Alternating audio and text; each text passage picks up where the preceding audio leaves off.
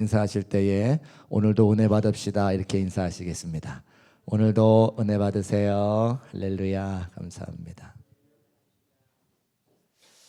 여러분 힘드세요? 다들 힘이 좀 드신 것 같아요. 다시 한번 인사하실까요? 힘내세요 이렇게 인사하시겠습니다. 힘내세요. 네. 힘드시죠? 날씨가 얼마나 덥습니까? 에어컨 없이는 살아갈 수 없는, 우리가 태국도 아닌데 에어컨 없이 살아갈 수 없을 만큼 참 덥더라고요. 저는 올해만큼 더위를 경험하는 적이 없는 것 같아요. 이사 와서 그래요. 사택이 많이 더운데 제가 교회를 건축해서 그런 거 잘 하거든요. 그래서 내일부터는 이제 덥지 않게 지내려고 하니까 걱정하지 마시고. 그래서 제가 이 말씀을 왜 드리냐면 우리 교회 성도님들이 꼭대기에 사시는 분들이 많더라고요. 제가 그 마음을 알겠어요. 꼭대기에 사시는 분들의 그 무더위를 제가 이해하겠다는 말씀을 드리니까 오늘도 점심에 같이 식사하시면서 우리 권사님 여쭤보니까 꼭대기 사신대요. 그렇구나. 얼마나 더우실까. 저는 제가 이렇게 저렇게 할 수 있으니까 이렇게 저렇게 하는데 이렇게 저렇게 못 하시는 분들은 얼마나 힘들까.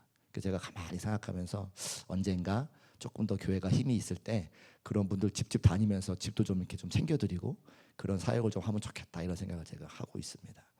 제가 어르신들 신방하면서 여쭤보면 그런 말씀 하시는 분들이 많으세요. 이제는 나이가 많아서 몸이 힘들어서 교회에서 나가서 사역을 못하고 기도만 하고 있어요. 목사님 죄송해요. 그런 말씀 많이 하세요. 기도밖에 못해요. 그런 말씀 하셨어요. 제가 그럴 때 그런 말씀 드려요. 기도밖에는이 아니라 기도밖에라고 말씀하지 마시고 기도씩이나 하신다고 생각하시고 마음에 뭐라고 할까 이렇게 자부심을 가지세요. 제가 그런 말씀 많이 드리거든요. 왜냐하면 기도밖에 못하는 그 말씀은 기도가 제일 못하다고 하시는 생각을 갖고 계시는 거죠. 나가서 일하는 게 더 잘하는 거고 댁에서 기도하시는 건 못하는 거라고 하는 생각을 갖고 계시는데 사실은 그 말은 틀린 말이에요. 나와서 일하는 것도 중요하고 댁에서 기도하는 것도 일하시는 것만큼 중요하다는 사실을 꼭 믿음으로 고백하시기를 주의 이름으로 축복합니다. 기도가 왜 중요하지 않아요? 여러분 하나님 일하는데 기도하지 않고 되는 일이 있습니까? 여러분 새로운 담임 목사 모시기 위해서 기도하셨어요? 하셨어요? 안 하신 분이 많으시네요. 기도하셨어요? 하셨어요? 하셨죠? 누가 왔어요? 제가 왔잖아요. 근데 여러분의 기도의 응답은 저라는 말씀을 제가 드리는 거예요. 틀려요? 맞아요.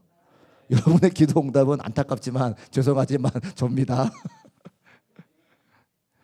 기도했기 때문에. 그리고 제가 계속해서 말씀드리지만 이런 일은 저의 삶에 일어날 거라고는 생각도 못한 거죠.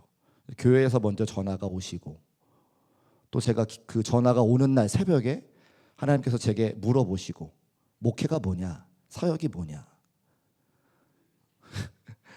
목회는 여러 가지입니다. 사실은 목회는 여러 가지예요. 그런데 하나님의 말씀을 잘 가르치는 겁니다. 잘 전하는 겁니다라고 제가 고백하게 하셨어요. 그리고 제 사무실에 들어와 보신 분은 알지만 창문이 하나 없는 골방이에요. 제가 우리 교회 와서 지난 3개월 동안 밖에 다니지 아니하고 그 골방에 틀어박혀서 우리 교회를 향한 하나님의 말씀을 전하려고 몸부림을 쳐요. 근데 그것이 제가 하나님께 목회가 뭐냐 물으셨을 때 제가 드렸던 말씀인 거예요. 제가 다른 건 못하지만 하나님의 말씀을 사랑하는 성도들에게 몸부림치며 전하려고 제가 그건 할 수 있을 것 같아요. 정말 그렇게 만들어 주셨어요. 골방에서 기도하면서 하나님의 말씀 준비하게 하시고 그 말씀 전할 때에 교회가 회복되어지고 성도의 얼굴이 살아나고 부족하지만 연약하지만 기도받으러 오시는 분들의 모습을 통해서 제가 은혜를 받고 있는 거죠. 그러니까 기도밖에는 못해라고 하는 그 말은 틀렸어요. 기도씩이나 하실 수 있는 은혜가 여러분에게 있으시기를 주님의 이름으로 축복합니다. 기도가 중요하다는 거예요. 오늘 우리가 함께 읽은 말씀이 그 기도에 대한 말씀이기 때문에 제가 이런 말씀을 전하는 겁니다. 세상의 그 어떤 일보다 기도하는 것이 중요하기 때문에 오늘 말씀을 통해서 하나님께서 우리에게 기도하라 말씀하시죠. 특별히 누구를 위해서 기도하라? 우리의 다음 세대를 위해서 기도하라 말씀하고 계세요. 같이 한번 따라할까요? 다음 세대를 위해서 기도하라. 모세, 이 다음 세대는 누굽니까? 여호수아예요. 그 모세가 자기 아들은 아니지만 다음 세대인 여호수아를 위해서 기도하는 거예요. 그 장면 우리가 잘 알고 있는 출애굽기 17장 8절부터 16절까지 말씀이죠. 8절을 시작하면서 이렇게 기록하고 있어요. 그때에라고 합니다. 그때에 아말렉이 와서 이스라엘과 르비딤에서 싸우리라. 그러면 그때가 언제인지가 중요하죠. 그때가 언제입니까? 앞서 나온 17장 1절부터 7절까지를 이야기하는 거예요. 17장 1절부터 7절까지는 이스라엘 백성들이 불평, 불만, 원망했던 이야기인데 무엇 때문에 불평, 불만, 원망합니까? 그들에게 물이 없어서, 그들에게 먹을 것이 없어서 하나님께 원망해요. 하나님께서 모세를 통해서 반석을 쳐 물을 내게 하시죠. 그러니까 물이 있어요. 광야에서, 사막에서 물은 곧 생명입니다. 그러니까 물이 났다라고 하는, 물을 얻었다라고 하는 소식을 듣고 그 아말렉 사람들이 와서 무엇을 뺏으러 오는 거예요? 물을 뺏으러 전쟁하러 오는 거죠. 물을 뺏기는 건 생명을 뺏기는 겁니다. 그러니까 이스라엘 백성들 앞에 지금의 이 전쟁은 자신들의 생명을 걸고 싸워야 되는 전쟁인 거예요. 근데 지금까지 이스라엘 백성들을 이끌어왔던 모세, 아론, 훌, 나이가 많아요. 나이가 많아요. 80세 이상입니다. 그러니까 전쟁을 하러 나갈 때에 모세가 앞장서야 되는데 80 먹은 할아버지가 어떻게 나가서 전쟁을 싸울 수 있겠어요? 그 생각하는 거예요. 여호수아를 불러서 사람들을 모아서 전쟁으로 가라 이야기하고 자기는 그 다음 세대를 위해서 산꼭대기에 올라가 기도하겠다고 이야기하는 거죠. 그때 모세의 심정이 어땠을까요? 비록 전쟁터에 나가지는 못하지만 그 산을 올라가는, 그 산등성이를 올라가는 그 발걸음이 자신의 목숨을 내어놓는 것 같은 간절한 마음 가지고 한 걸음 올라간다는 거예요. 왜요? 그 싸움에서 지면 생명을 잃어버리는 싸움이기 때문에, 그 싸움에서 지면 하나님께서 자신에게 맡겨주었던 이스라엘 백성들이 다 진멸되는 거기 때문에 자신의 생명을 내어놓는 것과 같은 마음을 가지고 한 걸음 올라가 기도한다고 하는 겁니다. 여러분, 하나님의 성전에 올라오실 때에 그런 심정으로 올라오세요? 우리가 하나님 앞에 새벽제단을 쌓을 때 그런 심정으로 새벽제단을 쌓으십니까? 우리가 사랑하는 다음 세대에게 그들을 위해서 헌금할 때에 그런 마음 가지고 헌금하세요? 지난주에 보니까 우리 교회학교 아이들을 위해서 특별 목적 헌금을 하신 분들이 많이 계시더라고요. 제가 그 명단을 하나씩 보면서 감사하다. 저도 또 그분들을 위해서 기도하고, 그분들의 헌신과 수고와 눈물과 땀과 기도가 우리 아이들을 살리고 우리 아이들을 말씀으로 먹이고 그 아이들을 자라게 한다는 사실을 잊지 말고 오늘도 우리의 다음 세대를 위해서 기도할 수 있는 저와 여러분 되시기를 주님의 이름으로 축복합니다. 그것이 11절과 12절 말씀에 기록이 되어져 있어요. 모세가 어떤 심정으로 이스라엘 백성들과 여호수아를 위해서 기도했는지가 그 11절과 12절에 기록되어져 있어요. 우리 11절과 12절 말씀 화면에 올려주시고 같이 한번 읽어보겠습니다. 12절 말씀만 올라왔네요. 같이 한번 읽어볼게요. 시작. 모세의 팔이 피곤함에 그들이 돌을 가져다가 모세 아래에 놓아 그가 그 위에 앉게 하고 아론과 훌이 한 사람은 이쪽에서 한 사람은 저쪽에서 모세의 손을 붙들어 올렸더니 그 손이 해가 지도록 내려오지 아니한지라. 아멘. 모세가 나이가 많아 계속해서 손을 들면 참 좋겠지만 그렇지 않고 손을 올리면 전쟁에서 이기고 손을 내리면 전쟁에서 지는 모습을 산 아래에서 보게 되는 거예요. 그래서 옆에 있는 훌과 아론을 부르는 거죠. 내 오른팔과 왼팔을 잡아라. 하나님께 우리 기도하자. 그러니까 세 명이서 같이 생명을 걸고 거기서 씨름을 하는 거예요. 손이 올라가면 전쟁에서 이기고 손이 내려가면 전쟁에서 지니까 생명을 다해서 손을 들고 기도하는 거죠. 손을 들었다고 하는 것은 무슨 의미가 있습니까? 두 가지 의미가 있잖아요. 하나는 하나님께 기도하는 거, 하나는 하나님께 항복하는 거. 기도라고 하는 게 뭔가요? 하나님, 내 힘으로 안 되니까 하나님 좀 도와주세요. 좀 살려주세요. 하나님 앞에 항복하고 나의 연약함을 내어놓고 하나님의 임재가 우리에게 임하도록 요청하는 게 기도 아닙니까? 우리가 그런 심정을 회복할 때에, 그런 간절한 마음을 회복할 때에 하나님께서 우리에게 역사하셔도 역사하시지 않으시겠는가 하는 마음이 저에게 있다는 거죠. 우리가 찬송하는 거 어색합니다. 일어서서 찬송하는 것도 어색하고요. 우리가 함께 부르는 찬양도 어색해요. 왜? 모르는 찬양이니까. 근데 제가 어색해 하나요? 아니요. 앞으로 이렇게 찬양할 거예요. 우리가 앞으로 5년 안에 10년 안에 이렇게 찬송할 거예요. 이 찬양을 즐겨하는 청년들이 이 성전에 와서 함께 찬양할 것을 기대하면서 제가 찬송하는 거예요. 왜 그런 줄 아세요? 여기 앉아 계신 장로님, 권사님, 집사님들은 목사가 요즘 찬양 불러도 교회를 떠나지 않으실 분들이니까 그래요. 여러분들의 믿음이 있으시니까, 여러분 실족하지 않으실 거니까 제가 믿음 가지고 찬송하는 거예요. 그런데 요즘 말로 우리 청년 애들 와가지고 참 피 흘리신 이거 부르면 다음 주에 교회 안 와요. 그래 안 그래? 제가 맨 마지막 찬양 불렀어요. 87년도에 나온 찬양이에요. 우리 청년들이 모른대요. 몇 년생이니 물어봤더니 97년생이라는 거예요. 그러니까 저는 사랑하는 청년들, 다음 세대가 우리 교회 들어오게 하려면 요즘 찬양 불러 제껴야 돼요. 여러분 이해해 주세요. 이해해 주실 거죠? 아멘이시죠? 그리고 여러분도 생각해 보세요. 다른 교회 권사님 만나는데 요즘 찬양 막 불러보세요. 어머 신식이야 장로님 이라고 말씀하지 않으시겠어요?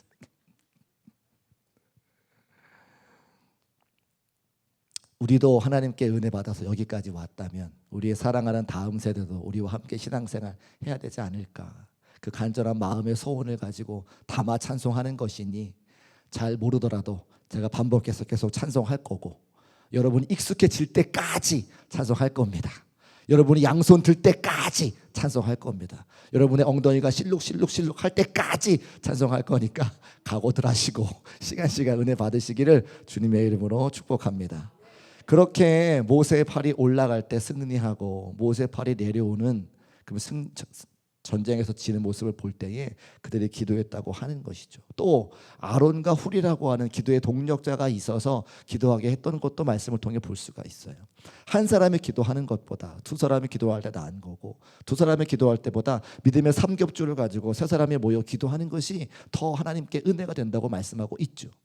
또 기도를 함께 요청할 때에 여러분이 누구에게 기도 요청을 하셔야 되느냐? 여기 서 있는 담임 목사에게 기도 제목을 함께 말씀해 주시고 기도해 주셔야 돼요. 제가 왜 그런가 봤는데 히브리서 13장 17절 말씀을 이렇게 기록하고 있어요. 히브리서 13장 17절 말씀 올려두시고 화면에 같이 한번 읽어보겠습니다. 시작. 너희를 인도하는 자들에게 순종하고 복종하라. 그들은 너희 영혼을 위하여 경성하기를 자신들이 청산할 자인 것 같이 하느리라. 그들로 하여금 즐거움으로 이것을 하게 하고 근심으로 하게 하지 말라. 그렇지 않으면 너희에게 유익이 없느니라. 아멘. 제가 부목사일 때 제가 혼자 생각하는 거죠.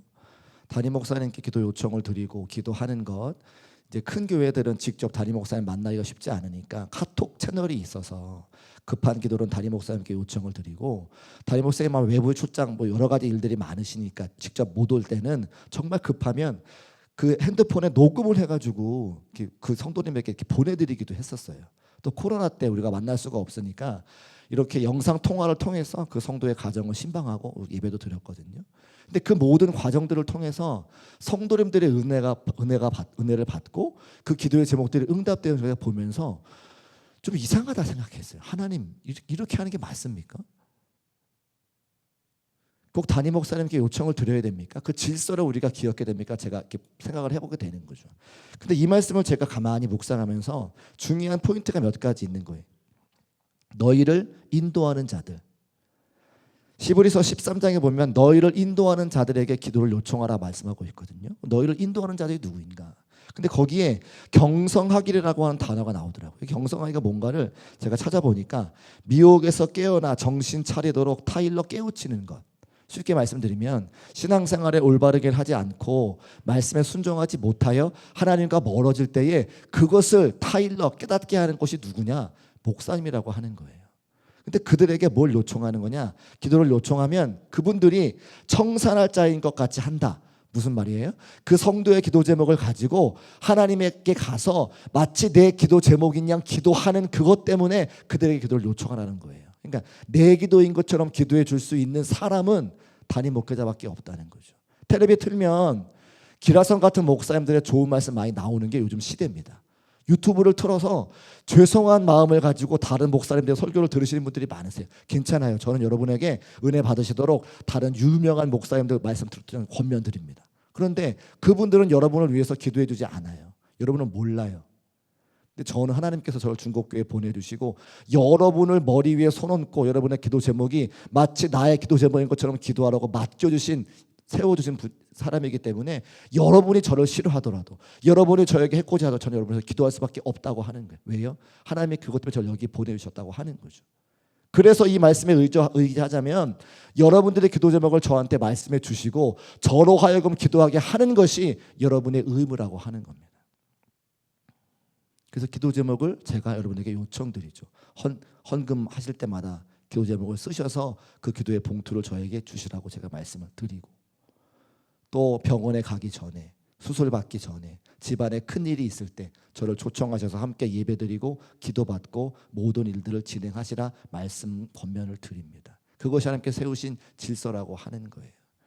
그러면 그 다음에 이렇게 말하죠. 그들로 하여금 즐거움으로 이것을 하게 하고 근심으로 하게 하지 말라. 그렇지 않으면 너희에게 유익이 없으리라. 즐거움으로 하게 하도록 만들어 주라는 거예요. 이에 대한 재미난 에피소드가 한 가지 있는데, 신학교에 들어갔더니 120명이 정원인데 신학과 목사가 되겠다고 들어오는 친구들이 120명이고 기독교 교육학과가 40명이고 종교 철학과가 40명이에요. 저희 친구들 120명 중에 여학생들은 10명이 채 안 됐어요. 그 나머지는 다 남학생인데 대부분 보니까 목사님 아들, 장로님 아들이 거의 절반 이상이에요. 그 나머지는 저처럼 이제 중간에 은혜 받아가지고 멋모르고 들어온 사람들. 이렇게 들어와서 보니까 우리 목사님 아들 친구들, 또 우리 장로님 아들 친구들은 너무너무 목회를 잘하는 거예요. 사역을 처음부터. 그래서 왜 그런가 이렇게 봤더니 아버지가 하는 걸 그대로 보고 배우는 거죠. 그래서 이게 다르구나라는 걸 제가 그때 알았고, 그 중에 제 친구 하나가 함께 점심밥을 먹는데 김치 콩나물국이 나왔어요, 반찬으로. 근데 콩나물이 너무너무 싫다는 거예요. 그래서 왜 싫어? 물어봤더니 저기 양천구 신월동에 가면 신월시장인가 그 앞에 교회가 있는데 아버지가 그 교회 목사님인데, 근데 성도님들을 기도해 드리면 성도님들이 고맙고 감사하니까 목사님께 뭘 가져오시잖아요. 시장에 계시니까 맨날 가져오시는 게 콩나물이라는 거예요.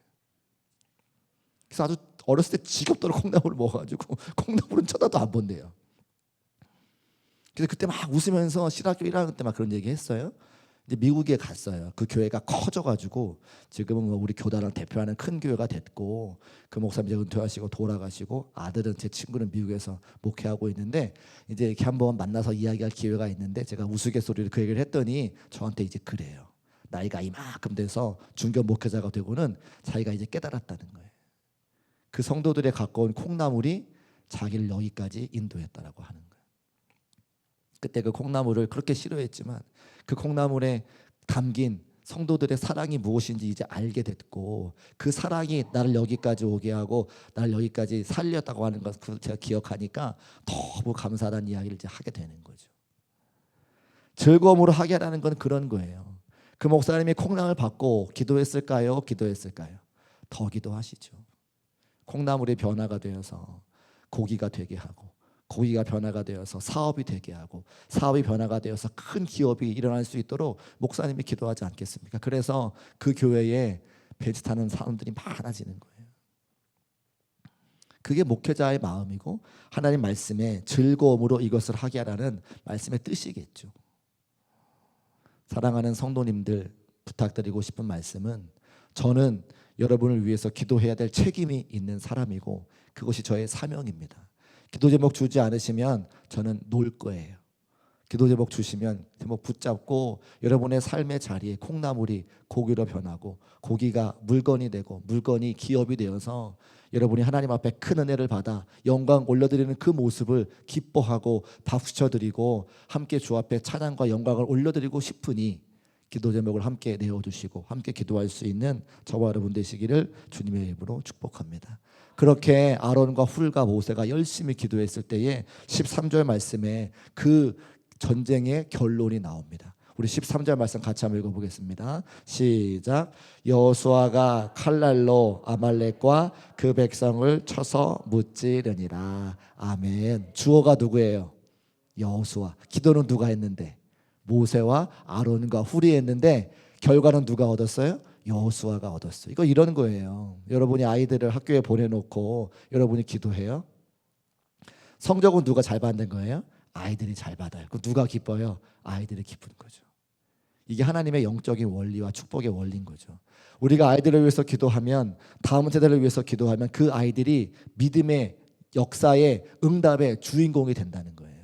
자기도 알아요. 공부를 많이 하지 않았는데 내가 이렇게 잘 된 것은 우리 엄마 아빠가 기도한 거야, 할머니 할아버지가 기도한 거라고 이야기하죠. 제가 왜 말씀 중에 저희 어머니 이야기 많이 합니까? 제가 목회하는 건 저희 어머니 목사님께서 하나님 앞에 물질을 드리고 시간을 드리고 헌신했기 때문에 제가 목회하는 걸 제가 알기 때문에 그 은혜를 제가 고백하는 거예요.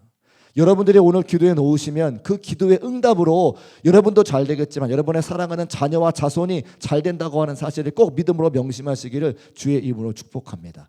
우리의 자녀들이 응답의 현장의 주인공이 되면 얼마나 기쁘겠어요. 나도 잘 되는 게 중요하지만 내 자식이 잘 되면 2배로 기쁜 게 모든 부모님의 마음 아니에요? 저도 잘 되면 좋겠지만 나의 사랑하는 성도들이 잘 되면 2배, 3배로 기쁜 게 목사의 마음이라고요. 그래서 여기서 눈물도 흘리고 때때로는 악을 쓰기도 하고 하나님께 외쳐 부르면서 기도하는 거예요.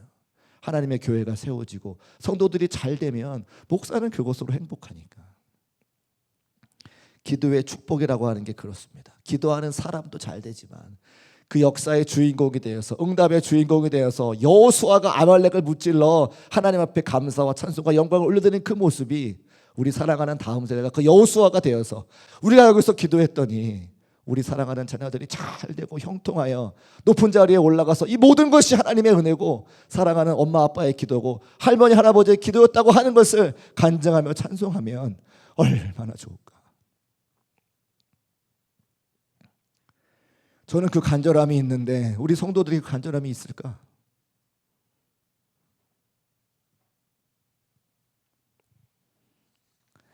그리고 목사의 말이 아니라 하나님이 이렇게 말씀하시더라고요. 16절 말씀. 제가 이 말씀이 얼마나 위로가 됐냐면 16절 말씀 같이 읽어보겠습니다. 시작. 이르되 여호와께서 맹세하시기를 여호와가 아말렉과 더불어 대대로 싸우리라 하셨다 하였더라. 아멘. 누가 맹세하셨다고요? 여호와가 맹세하셨다. 여호와가 맹세하셨다. 여호와가 대대로 아말렉과 싸우겠다고 맹세하시는 거. 아말렉이 누굽니까? 우리 사랑하는 자녀들을 믿음 생활하지 못하게 하는 영적인 권세, 악한 사회, 나쁜 친구들. 우리가 아말렉과 싸우는 게 아니라 하나님께서 대대로 그 아말렉과 싸워주시겠다고 누구에게 약속하세요? 이 땅에 살아가는 성도들에게 약속하시는 거예요. 우리가 잘해서가 아니라 하나님께서 싸워주시겠다 약속하시니 우리는 그 약속의 말씀을 붙잡고 기도하면 여호수아가, 우리의 사랑하는 다음 세대가 분연히 일어나 이 죄악된 세상을 변화시키고 하나님의 영광을 노래하고 찬송하며 하나님의 교회를 이끌어가는 우리의 다음 세대가 된다고 하나님 분명히 말씀해 주시잖아요. 여호와께서 맹세하시기를. 같이 한번 따라할까요? 여호와께서 맹세하시기를. 믿으십니까? 하나님께서 약속하십니다. 우리의 다음 세대가 너희가 기도하기만 하면, 모세가 여호수아를 위해서 기도한 것처럼 우리의 사랑하는 다음 세대 중국교회 교회학교 아이들을 위해서 기도하기만 하면, 너희가 눈물 흘려 하나님께 부르짖기만 하면, 너희가 잘해서가 아니라 내가 너희에게 약속했기 때문에 우리 다음 세대를 내가 일으키리라, 아말렉을 무찌르리라 약속하여 말씀하시니 우리가 어찌 기도하지 않을 수 있겠냐 이 말입니다. 할렐루야. 우리 사랑하는 중국교회 성도님들, 오늘 이 시간 다음 세대를 위해서 기도할 때에, 우리 중국교회 미래와 주역을 위해서 기도할 때에, 여러분의 각자 기도 제목을 놓고 기도할 때에 약속으로, 말씀으로 약속하신 하나님의 응답과 은혜가 여러분 모두에게 함께 하시기를 주님의 이름으로 축복합니다.